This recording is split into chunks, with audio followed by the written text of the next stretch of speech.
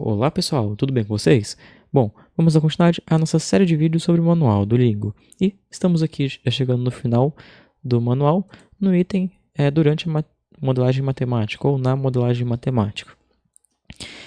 Então, até agora o que nós vimos foi entrarmos no Lingo, fazermos o nosso modelo e solucionarmos.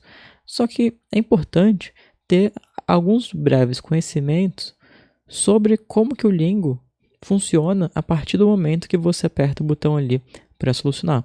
E é justamente o que nós vamos ver aqui nesse vídeo. Então, primeira coisa, temos nosso modelo. Quando apertamos no botão lá de solucionar, o que acontece? A primeira coisa que acontece vai ser que o Lingo vai chamar o Direct Solver. O que é o Direct Solver? No seu modelo, vamos supor que você determina que o seu x é igual a 10. Então, todos os locais onde o x aparece, o Lingo vai substituir por 10.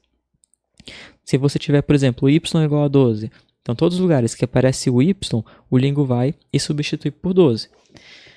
E aí ele faz todas essas substituições que forem possíveis, que você determinou. Em alguns casos, dependendo do que você escreveu, se você está usando o Lingo somente para fazer uma conta matemática, ele já vai chegar na resposta e vai te apresentar a resposta. Mas se tiver um modelo grande, normalmente, ele não vai apresentar a resposta, né? Porque ele justamente tem que passar por algum dos outros solvers. Bom, então ele fez essa primeira parte, a segunda parte, então ele vai ver se o seu modelo é linear, não linear e se ainda tem alguma variável que seja binária. E aí ele vai utilizar o branch and bound. E aí dentro de cada um desses solvers, ele ainda vai utilizar algoritmos para reduzir o seu modelo, que foi justamente o que nós vimos anteriormente, como quando vimos lá a parte das opções aqui do Lingo, da língua opções, e nós vimos aqui as abas. Então nós discutimos aqui alguns valores algumas opções que nós temos justamente para reduzir o nosso modelo. Então entra toda essa questão.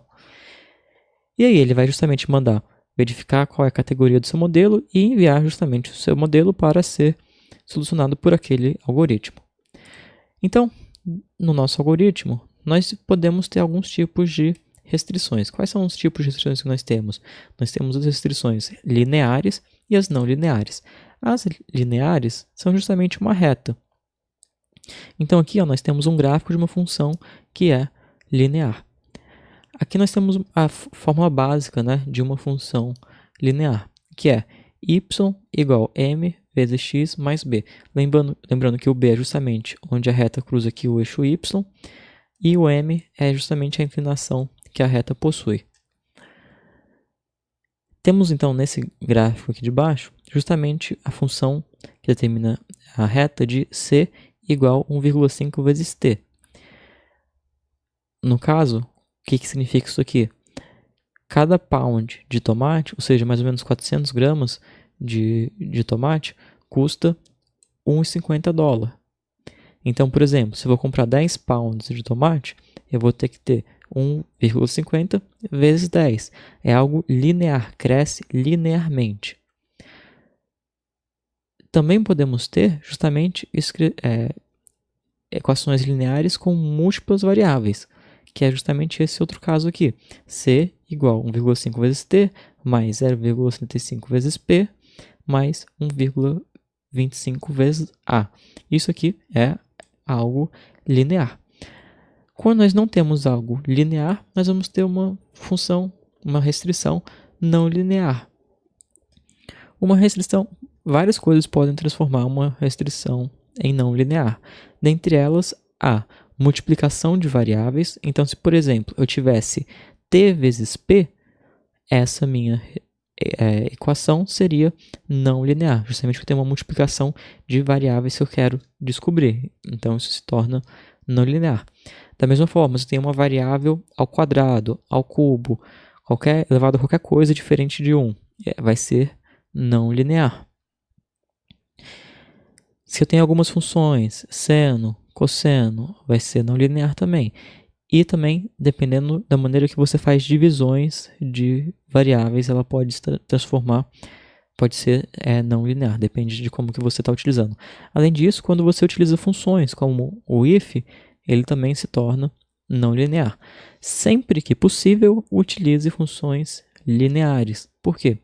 Porque solucionar modelos com restrições lineares, você chega na solução utilizando o método simplex, que é bem mais rápido do que utilizar os algoritmos de modelos não lineares.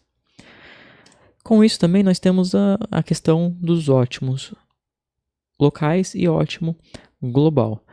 Primeira coisa mais importante que eu tenho que falar aqui, nós já vimos isso aqui anteriormente, mas eu falo novamente.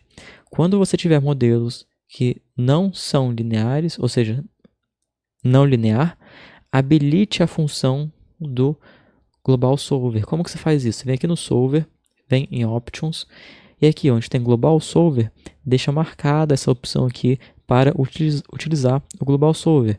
E vem aqui em Salvar e dá o OK.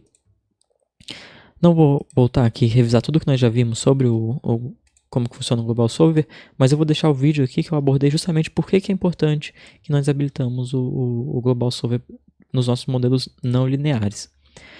Então aqui nós temos justamente uma função onde nós vemos quais são os mínimos locais e o mínimo global, assim como nós vemos os máximos locais e justamente o máximo global. Nós já vimos aqui anteriormente, eu não vou voltar a discutir, vou deixar justamente o vídeo aqui se você tiver interesse para assistir. Lembrando que essa daqui, por exemplo, é uma função que o Lingo tem uma certa dificuldade de encontrar, justamente porque ela é não linear. Observe que no momento ela está com valor alto, depois ela desce, depois ela sobe e assim por diante. Bom, as nossas funções, quando elas não são lineares, podem ser convexas ou côncavas. Você vai ter, na maioria dos casos, não necessariamente sempre, mas é esperado que seja da maneira que eu vou dizer, equações, restrições convexas quando você tiver um modelo de minimização, porque você vai buscar justamente um valor que está aqui embaixo. E você vai ter partes côncavas justamente modelos de maximização. Por quê?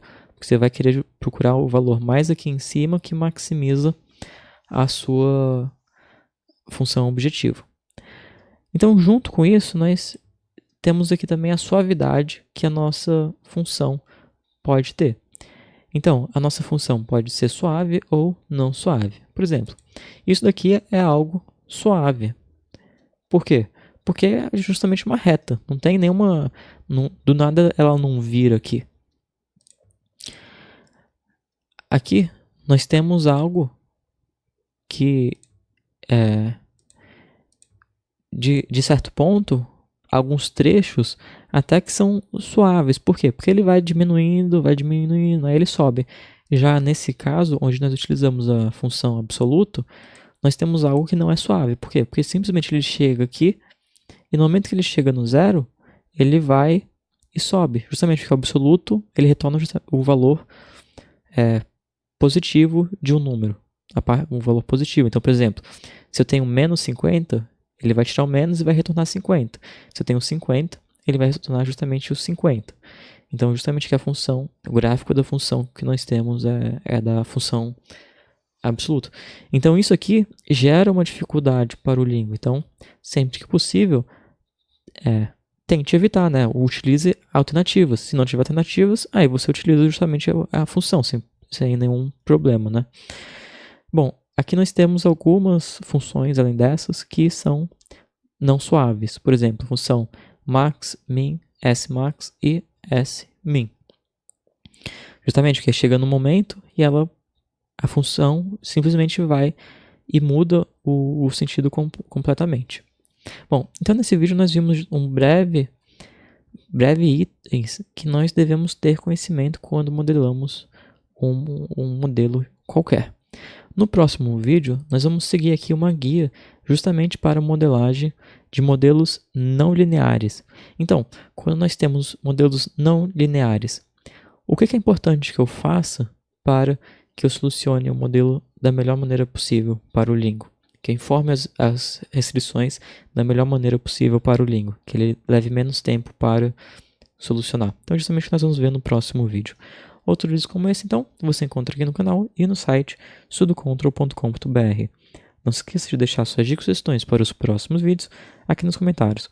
Eu te conto em breve. Abraços e até mais!